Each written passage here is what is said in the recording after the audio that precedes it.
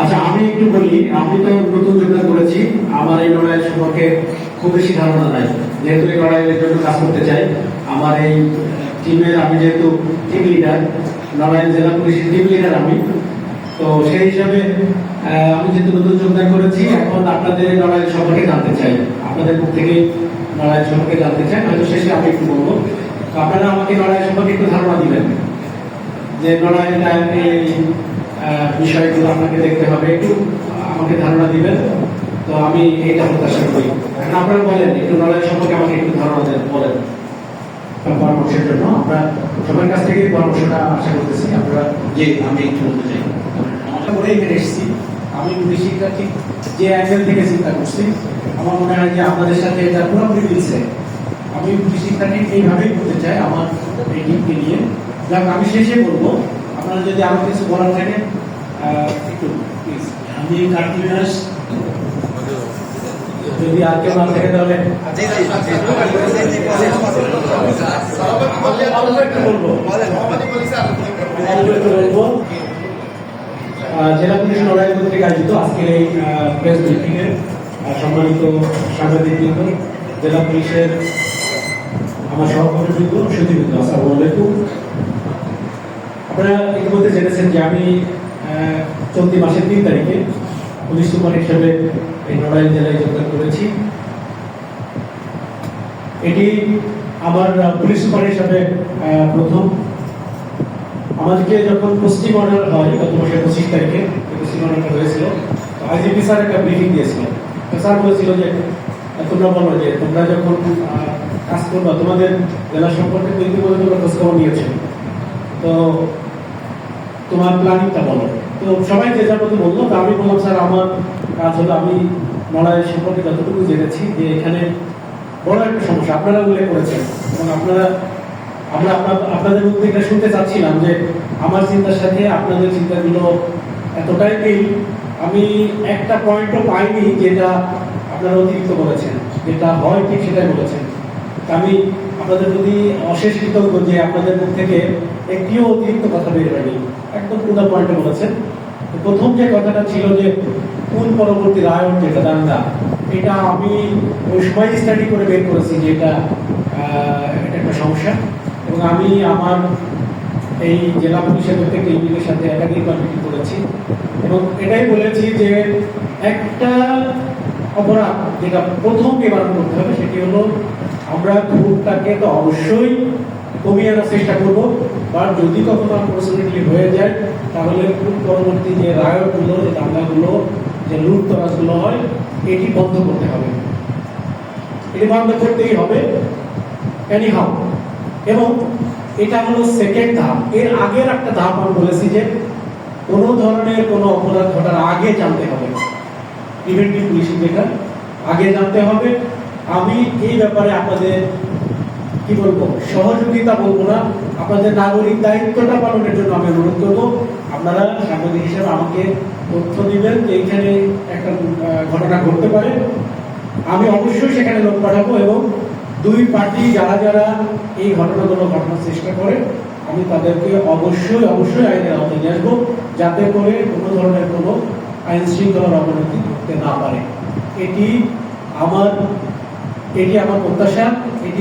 এই তথ্যগুলো আপনাদের কাছে চাই, আমাদের নিজস্ব তথ্য থাকবে, আপনাদের কাছে অবশ্যই এই তথ্যগুলো আমি চাই, এবং আমি চাই যে এই নড়াইল একটা শান্তিপূর্ণ জেলায় পরিণত হোক। নড়াইলে আপনারা নিজেরা বলেছেন, আমি আগেও জেনেছি যে নড়াইল অত্যন্ত সংস্কৃতি মনা একটা জেলা, মানুষগুলো অনেক অনেক সংস্কৃতি মনা। এখানে আপনারা বলেছেন যে মসজিদ মন্দির পাশাপাশি আছে, আমি গতকাল দেখে এসেছি, আমার ভালো লেগেছে যে এই যে বিভিন্ন ধরনের মানুষ মিলেমিশে বসবাস করে। আমার মেসেজ এসেছিলেন, উনি বলে যে নড়াইল আসলে মনে হয় কুল, এত শান্ত একটা শহর, এটা খুব ভালো লাগার, আমার কাছে তুমি থাকো, অনেক ভালো লাগতো তোমার। আমার আসলে ভালো লাগছে যে কুল একটা শহর, কোনো নিস্তব্ধতা এখানে। তো মানুষ, আমি মনে করি যে দেশের এখানে মানুষও ভালো, হয়তো কোনো কারণে মানুষ এই বংশ পরম্পরায় কিছু জিনিস রয়ে গেছে, কিন্তু এখনকার নিউ জেনারেশন, এটা কিন্তু নিউ জেনারেশন বাংলাদেশ, এই নিউ জেনারেশন মানুষ কিন্তু এটা চায় না। এখনকার মানুষ শিক্ষিত হতে চায়, এই নড়াইলে বাইরে যেতে চায়, ঢাকা যেতে চায়, লন্ডন যেতে চায়, আমেরিকা যেতে চায়, তারা নাসাতে চাকরি করতে চায়, তারা মঙ্গল গ্রহে যেতে চায়, তারা চাঁদে যেতে চায়। এই ছোট একটা পরিসরে তারা কেন থাকবে? এই পরিবেশটা তাদেরকে করে দিতে হবে। এবং তাদেরকেও আমি বলেছি, যারা ইয়াং ছেলেরা এসে আমি বলছি যে এটা তোমরা তোমাদের বাপ দাদাকে বোঝাও যে আমরা এই মারামারি হানাহানির মধ্যে থাকতে চাই না, আমরা উপরের দিকে যেতে চাই।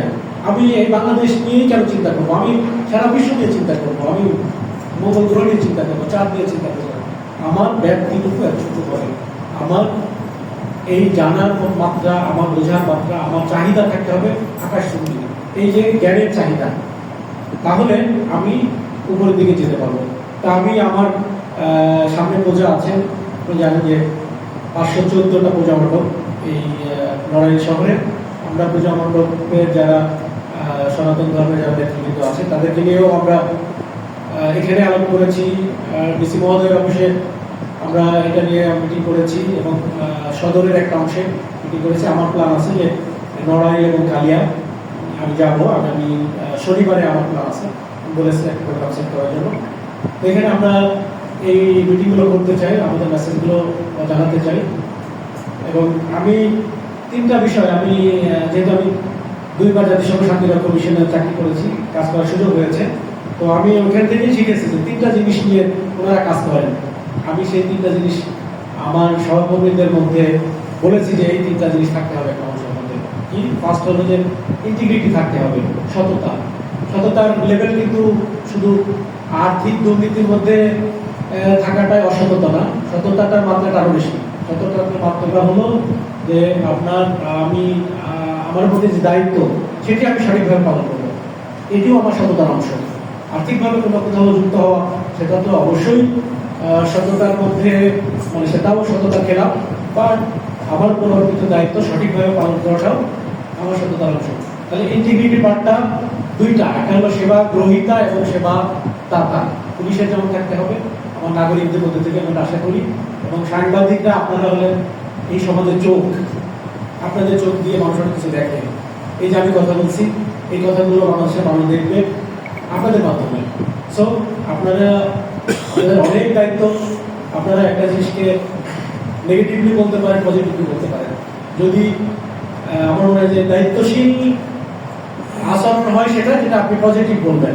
পজিটিভটা কেমন? ধরেন আমার একটা সহকর্মী একটা কাজ করতে গিয়ে একটা ভুল হতে পারে, সেটা আপনি দেখবেন যে ইন্টেনশনাল না আনইন্টেনশনাল। যদি ইন্টেনশনাল ভুল হয় তাহলে এটা বলে কোনো সমস্যা নেই, কিন্তু আনইন্টেনশনাল ভুল যেটা, পদ্ধতিগত ভুল, একটা করতে 10টা কাজের মধ্যে একটা ভুল হতে পারে, আপনি শুধরে দিবেন, বলবেন যে এটা এভাবে করলে ভালো হয়।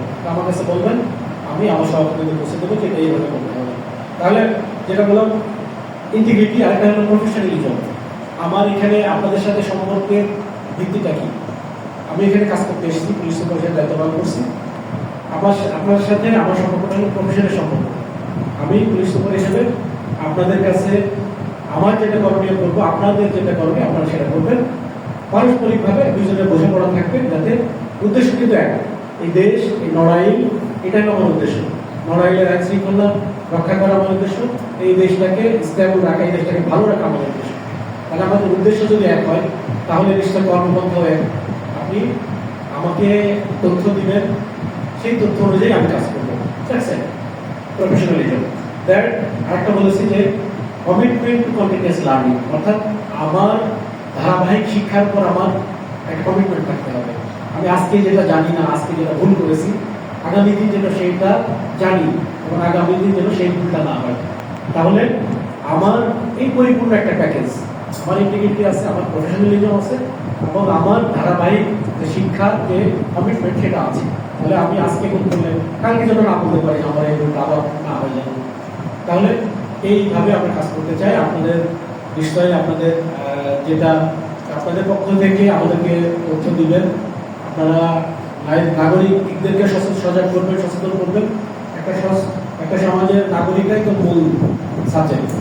তারা যদি সজাগ হয়, সচেতন হয়, তাহলে আমার মনে হয় যে কোনো সমস্যাই থাকে না। বোঝাপড়ার বিষয়, সাড়া দেওয়ার মানসিকতা। তো আমি অনেক কথা বললাম, তো আপনারা এখানে কষ্ট করে এসেছেন, আপনাদেরকে অসংখ্য ধন্যবাদ। এবং আমরা মিলেমিশে কাজ করবো সেই প্রত্যয় রাখি। আমরা দেশকে আমরা সবাই ভালোবাসি, এই লড়াইকে আমরা সবাই ভালোবাসি। একটা একটা আমার প্রচেষ্টায় যদি একটা মার্ডার প্রতিরোধ করা যায়, এই লড়াইয়ের একজন মানুষ তার জীবন সে বাঁচল, তাহলে এটা সবার অ্যাচিভমেন্ট। এটা আমরা সবাই মিলে করবো। আপনাদেরকে অসংখ্য ধন্যবাদ এখানে আসার জন্য, এবং আপনাদের টাইম টু টাইম আপনাদের সাথে কথা হবে, দেখা হবে, এই প্রত্যাশা রাখছি। সবার সুস্বাস্থ্য কামনা করে আমি আমার বক্তব্য শেষ করছি। ধন্যবাদ সবাই।